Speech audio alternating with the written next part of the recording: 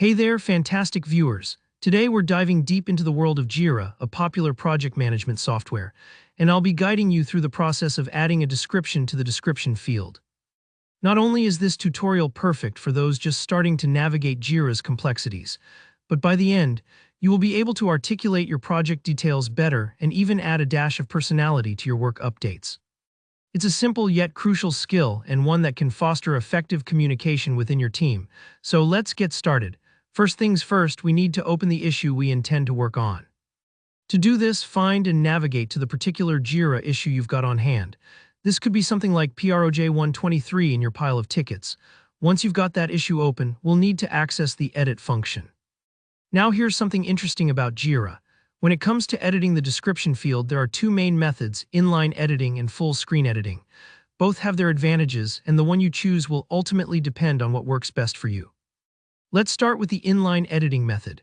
Find the description field. It's usually in the main content area of the issue view. When you see it, hover over the area, and you should notice a friendly little pencil icon appear in the top right corner of the field panel.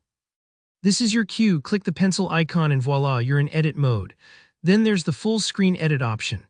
Look for the Edit button, which might be represented by a pen icon or a text button located in the top control bar of the issue view. When you click this button, here's where it gets a bit exciting.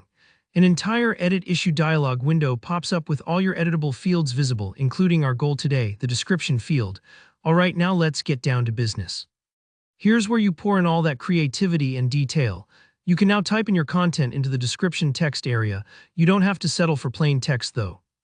Jira descriptions support rich text formatting, so feel free to put your content in bold, italics, or even organize them into lists and headings. What's more, depending on your administrator's configuration, Jira also accepts Markdown or Wiki markup. So don't hold back from using that formatting toolbar provided above the text box to style your content, add images, links, tables, or even mentions. Think of your description field like a mini canvas. Finally, don't forget to save. If you're using inline editing, you'll see a Save button just below the text box, while in full screen editing mode, an Update button awaits you at the bottom right of the Edit dialog window. And there you have it, a freshly updated description field.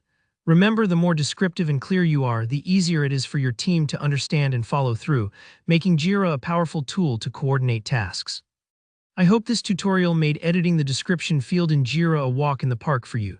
If you found it helpful, go ahead and smash that like button. If you're still grappling with some questions or something is unclear, drop a comment below.